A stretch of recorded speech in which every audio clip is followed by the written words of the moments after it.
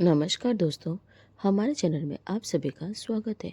मेरा दिल आज अनजानी खुशी से भरा हुआ था, जैसे बरसों बाद उम्मीद की कोई किरण मेरे आंगन में उतर आई हो, क्योंकि आज मेरी बेटी काव्या को देखने के लिए लड़के वाले आने वाले थे।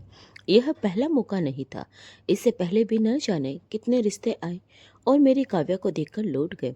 वजह वही पुरानी, उसका सांवला रंग जिसने उसकी हर खुशी को जैसे ढक दिया हो। समय बीतता जा रहा था, उसकी उम्र भी बढ़ रही थी। अगर मेरी सिर्फ एक ही बेटी होती तो शायद इतना दर्द महसूस न होता, लेकिन भगवान ने मुझे एक साथ 7 बेटियां दी थी और समाज ने उन्हें आशीर्वाद नहीं बल्कि बोझ बना दिया था, क्योंकि मेरी सातों बेटियां सांवले रंग की थी। अब तो जैसे किसी चमत्कार का इंतजार करने लगी थी। काफी इंतजार के बाद रिश्ते करवाने वाली कमला बुआ लड़के की माँ को लेकर हमारे घर आई। उस औरत ने बड़े आराम से चाय पी, नाश्ता किया, यूं कहे कि पूरी तरह से पेट भर लिया। फिर बोली, बहन बुलाओ ना अपनी बेटी को। मैं जल्दी से उठी और कमरे में जाकर सजी सवरी अपनी बेटी काव्या को लेकर बाहर आई। उस औरत ने काव्या को देखा और ताने भरे लहजे में बोली, बहन मैंने तो बच्ची के लिए कहा था, यह तो पक्की उम्र की लड़की है। मेरा बेटा अभी छोटा है, इसलिए इसका और आपकी बेटी का कोई मेल नहीं हो सकता। यह सुनते ही काव्या का सब्र टूट गया और वह गुस्से में बोली, यह सब आपको हमारे घर मुफ्त का खाना खाने से पहले सोचना चाहिए था। आप लोगों ने लड़की देखने को मजाक बना रखा है। गरीब माँ बाप पर बोझ बनो और उनकी बेटी की कमियां गिना कर चले जाओ। क्या आप लोगों में जरा भी शर्म नहीं है? फिर उसने कमला बुआ की तरफ देखा और बोली, पिछले 7 सालों से आप मेरा रिश्ता ढूंढ रही हैं और आपको आज तक यह नहीं पता चला कि हमारी हैसियत क्या है, मेरी उम्र कितनी है, मेरा रंग कैसा है। अब आप यहाँ से चली जाइए, नहीं तो मैं ऐसा हाल करूँगी कि फिर कभी रिश्ता कराने के काबिल नहीं रहेंगे। इतना सुनते ही वह औरत घबरा गई और बोली, हाय हाय, कितनी लंबी जुबान है इस लड़के की, जरा भी तमीज नहीं है। वह कमला बुआ का हाथ पकड़कर बोली, चलिए यहाँ से, बाद में आपसे बात करती हूँ कि किस घर में ले आए। और दोनों वहां से चली गई। उनके आते ही काव्या वहीं जमीन पर बैठकर फूट फूट कर रोने लगी। मैंने अपनी बेटियों की परवरिश बहुत अच्छे से की थी। मेरी किसी भी बेटी ने आज तक किसी के सामने ऊंची आवाज में बात नहीं की थी। बदतमीजी तो करना तो दूर की बात थी, अगर कभी किसी से गलती से कुछ गलत निकल जाता तो मैं तुरंत टोक देती थी। लेकिन आज मैंने काव्या को नहीं रोका, क्योंकि वे भी तो इंसान थी। 7 सालों से लगातार ठुकराए जाने का दर्द वह सहती आ रही थी। मैंने उसके सिर पर हाथ फेरा और कहा, गम मत कर मेरी बच्ची, भगवान सब ठीक करेगा। चलो अब जो समोसे पकोड़े बचे हैं वह सब मिलकर खा लेते हैं। मैंने अपनी बाकी बेटियों नेहा, रिद्धि, सिया, पूजा, तन्वी और श्रेया को भी आवाज देकर बाहर बुला लिया। हमारे घर में जब भी कोई रिश्ता ठुकराया जाता तो जैसे मातम सा छा जाता था। मैं अपनी बेटी को गले लगाकर रोती और कहती, भगवान से प्रार्थना करो, वह तुम्हारे नसीब जरूर बदलेगा। लेकिन आज मैं रोई नहीं। शायद इसी वजह से मेरी बेटियां भी उतनी दुखी नहीं हुई।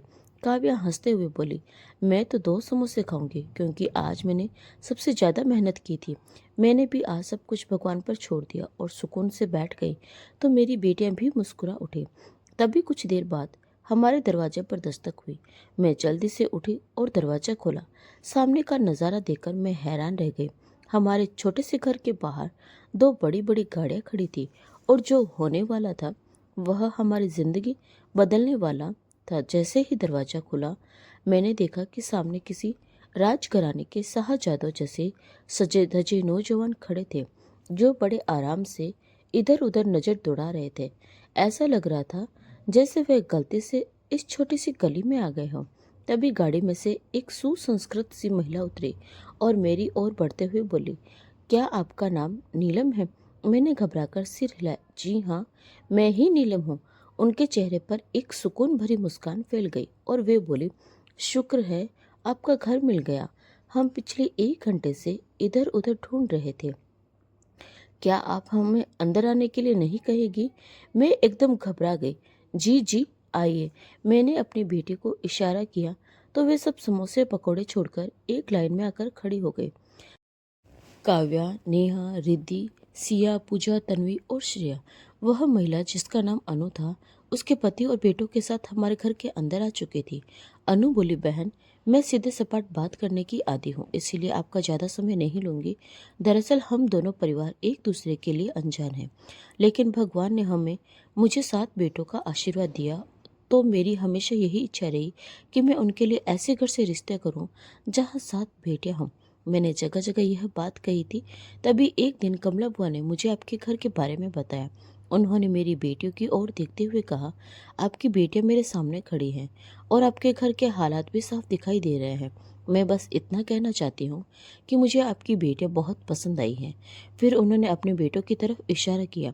उनके बेटे मुस्कुराते हुए अपनी माँ की बात से सहमति जताने लगे और सबने हामी भर दी। अनु बोली, हमें दहेज बिल्कुल नहीं चाहिए, क्योंकि भगवान का दिया हमारे पास बहुत है। बस आप हमें अपनी 7 बेटियों का रिश्ता दे दीजिए। यह सुनकर मैं स्तब्ध रह गई। ऐसा लग रहा था जैसे कोई अपना सपना देख रही हूँ। मेरी आंखों में आंसू आ गए और मैंने कहा, बहन, आपका और हमारा क्या मेल? यह तो जैसे मखमल में टाट का पैबंद लगाने जैसी बात हो गई। मेरी यह बात सुनकर अनु थोड़ी नाराज हो गई और बोले, नीलम, मुझे आपकी यह बात बिल्कुल पसंद नहीं आई। आप अपनी बेटियों के बारे में ऐसे शब्दों का इस्तेमाल मत कीजिए। बस आप ये बेटियां हमें दे दीजिए ताकि मैं इनकी माँ बन सकूं। मुझे शुरू से ही बेटियों का शौक था, लेकिन एक बेटी की चाह में बेटों की लाइन लगती गई। उनकी बात सुनकर मेरे होठों पर हल्की सी मुस्कान आ गई और मैंने कहा, बहन, हमें थोड़ा सोचने का समय दीजिए। अनु मुस्कुराकर बोली, जरूर, पर हमें जवाब हाँ में ही दीजिए चाहिए। इतना कहकर वे सब उठकर चले गए और मैं हैरानी से वहीं खड़ी रह गई। मेरी बेटी भी उतनी ही हैरान थी, लेकिन काव्य की आंखों में आंसू थे। तभी मेरी सबसे छोटी बेटी श्रेया मुस्कुराकर बोली, माँ, हाँ कर दीजिए ना, सोचना क्या है? कितने अच्छे थे उनके बेटे। मैंने थोड़ा गुस्से में उसे टोका। तुम्हें शर्म नहीं आई अपनी माँ के सामने ऐसी बातें करते हुए? मैं खुद भी सोच में पड़ गई थी कि आखिर वह औरत मेरी बेटियों के लिए कैसा रिश्ता मांग गई। वह कोई साधारण परिवार भी नहीं लग रहा था। आखिरकार मैंने और मेरी बेटियों ने मिलकर तय किया कि इस रिश्ते के लिए हाँ कर दी जाए, क्योंकि मैंने अपनी बड़ी बेटी काव्या के लिए जो कुछ सहा, मैं नहीं चाहती कि मेरी बाकी बेटियां भी वही सब झेलें। अगली सुबह मेरे ऊपर जैसे पहाड़ टूट पड़ा जब मुझे ध्यान आया कि वह औरत हमें अपना कोई नंबर या पता तक देकर नहीं गई। मेरे मन में शंका होने लगी कि कहीं यह सब कोई मजाक तो नहीं था। मैं इसी सोच में डूबी थी कि तभी दरवाजे पर दस्तक हुई। मैंने जल्दी से दरवाजा खोला तो सामने वही अनु खड़ी थी। वे बोली, बहन, मैं जवाब लेने आई हूँ। मैंने मुस्कुराते हुए कहा, आज से मेरी 7 बेटियां आपकी हुई। अनु बहुत खुश हो गई और बोली, हम सभी को यह रिश्ता दिल से स्वीकार है, लेकिन हमारी एक छोटी सी शर्त है। शर्त? शब्द सुनकर मेरा दिल घबरा गया, जैसे सब कुछ टूटने वाला हो। मैंने डरते हुए कहा, जी बताइए, क्या शर्त है? अनु बोली, बस इतना कि आप जब भी अपनी बेटियों से मिलने आए तो बिना बताए नहीं आएंगी। हमेशा पहले हमें सूचित करेंगी। यह सुनकर मैं हंस पड़ी और बोले, बस इतनी सी बात? आपने तो मुझे डरा ही दिया था। मैंने तो सोचा था न जाने कैसी शर्त होगी। यह सुनकर अनु भी हंसने लगी और खुशी खुशी अगले सोमवार की शादी की तारीख देकर अपने घर चली और हमसे यह खुशी संभाली नहीं जा रही थी। देखते ही देखते इंतजार की घड़ियां खत्म हो गई और तय की गई शादी की तारीख पर मेरी बेटियां काव्या, नेहा, रिद्धि, सिया, पूजा, तन्वी और श्रेया की शादी धूमधाम से हो गई।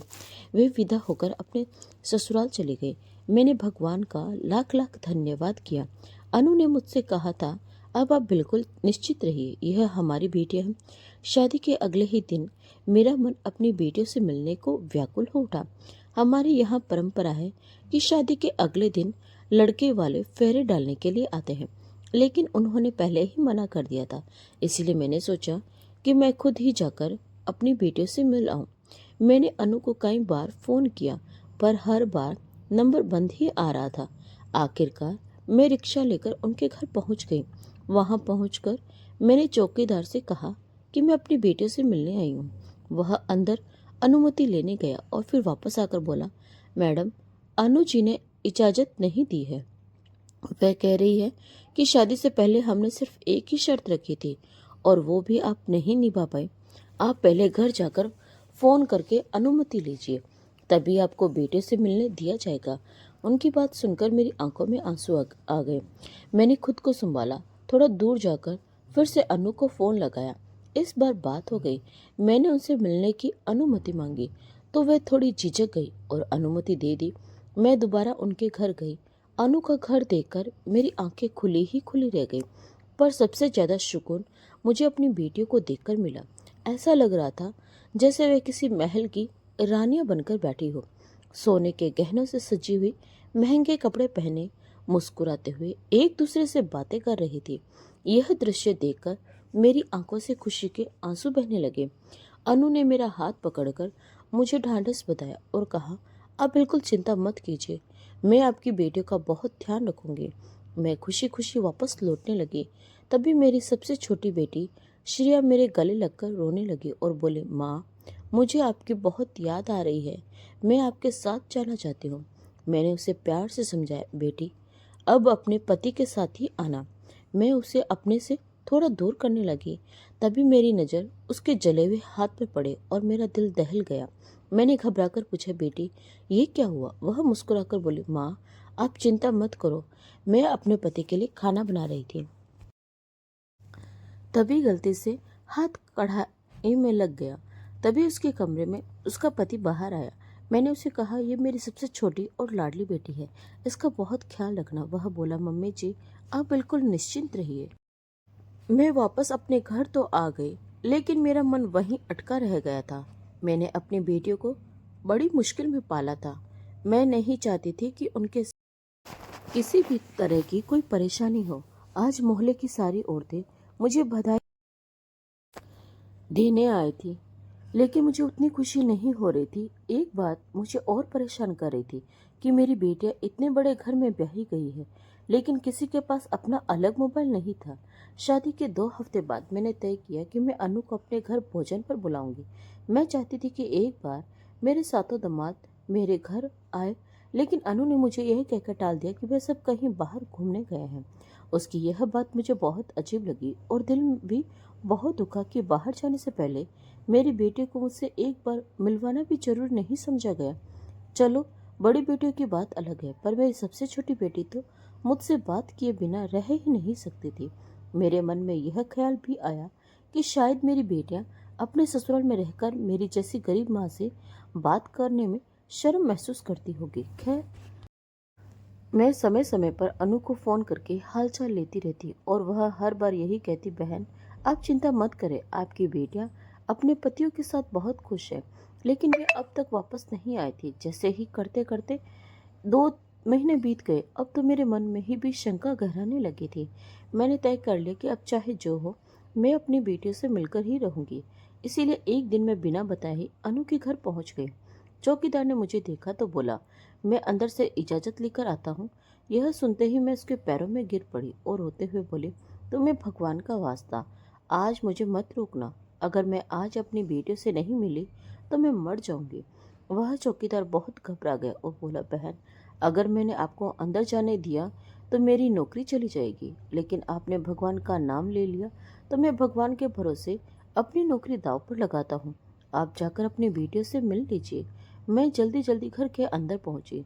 जैसे ही मैंने अंदर कदम रखा, सामने का दृश्य देखकर मेरे पैरों तले जमीन खिसक गई। मेरी बेटियां काव्या, नेहा, रिद्धि, सिया, पूजा, तन्वी और श्रेया नौकरानियों की तरह काम कर रही थी। उन्होंने पुराने कपड़े पहन रखे थे, किसी के हाथ में झाड़ू था, कोई रसोई में लगी हुई थी।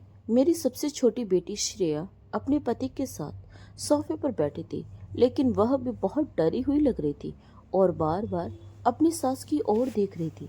यह सब देखकर मैं गुस्से से कांप उठी और जोर से बोली, यह सब क्या हो रहा है? मेरी आवाज़ सुनकर सब मेरी तरफ देखने लगे। श्रेया दौड़कर मेरे पास आई और मुझसे लिपट कर रोने लगी। बाकी बेटियां भी मेरे पास आ गए। मैं गुस्से में ललकारते हुए बोली, अनु, तुझे जरा भी शर्म नहीं आई? तूने मेरी बेटियों को मुझसे दूर करके अपने घर लाकर नौकरानी बना दिया। क्या कमी थी मेरे तेरे पास? तू चाहती तो किसी को भी काम पर रख सकती थी, लेकिन अब बस, मैं यह सब बिल्कुल भी बर्दाश्त नहीं करूंगी। मैं अपने बेटे को यहाँ से लेकर जा रही हूँ और याद रखना, मैं इन सब का तलाक लेकर ही रहूंगी। मेरी बात सुनकर अनु घबरा गई। उसने हाथ जोड़ लिए और बोली, नीलम, इतना बड़ा फैसला करने से पहले मेरी बात तो सुन लो। जैसे तुम अपनी ममता के कारण मजबूर हो, वैसे ही मैं भी मजबूर थी। यह सब मैंने मजबूरी में ही किया है। दरअसल जब मैंने अपने 7 बेटों को जन्म दिया, तभी से लोगों की बुरी नज़र हम पर पड़ गई थी। एक औरत ने हमारे ऊपर तंत्र मंत्र करवा दिया था। उस दिन के बाद से मेरे बेटे बहुत बीमार रहने लगे और लगातार परेशानियों से घिरे रहे। मैं एक पंडित जी के पास गई इस समस्या का उपाय पूछने। उन्होंने कहा कि अगर मैं अपने 7 बेटों की शादी सोमवार के दिन ऐसे घर में कर दूं जहां 7 बेटियां हों, तो ये सारा तंत्र मंत्र टूट जाएगा। नहीं तो मेरे 7 बेटे एक एक करके मर जाएंगे। अब तुम ही सोचो, ऐसा घर मैं कहाँ से ढूंढती। अनु की यह बात सुनकर मैं सन्न रह गई। वह आगे बोली, पंडित जी ने कहा था कि उन लड़कियों को पूरे 1 साल तक घर के अंदर ही रखना होगा, नहीं तो उन पर भी वही तंत्र मंत्र हावी हो जाएगा।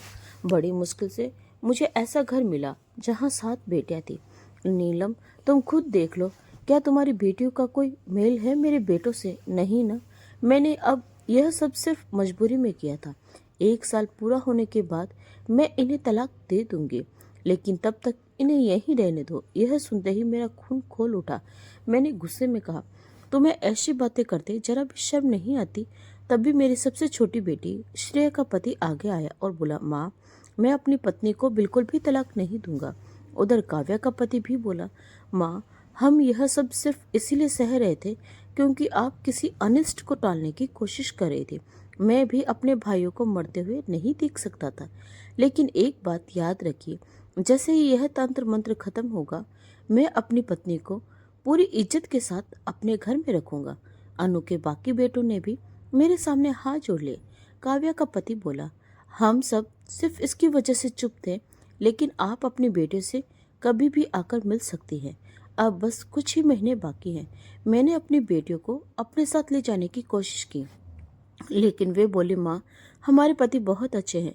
वे तो सिर्फ अपनी माँ की खातिर चुप थे। मेरी बेटियां खुश थीं, तो भला मैं उनका घर क्यों उजाड़ती? यह सोचकर मैं चुपचाप वहाँ से वापस घर आ गई। अब मेरी बेटियों को मोबाइल फ़ोन भी दे दिए गए थे और मैं उनसे बात भी कर लेती थी और मिलने भी चली जाती थी। अनु को भी अब समझ आ गया था कि मेरी बेटियां लावारिस नहीं हैं। आज के समय में यही सच है, जो जितना सीधा और सहनशील होता है, लोग उसे उतना ही दबाने की कोशिश करते हैं। मेरी एक ही सलाह है, अपने बच्चों को ससुराल भेजने के बाद उनसे दूरी न बनाएं, बल्कि समय समय पर उनकी खबर लेते रहें, ताकि कोई भी उनके साथ गलत करने से पहले 100 बार सोचे। अगर आपको यह कहानी पसंद आई हो तो वीडियो को लाइक करें और चैनल को सब्सक्राइब करना न भूलें। तो मिलते हैं एक और नई कहानी के साथ। तब तक के लिए आपका बहुत बहुत धन्यवाद।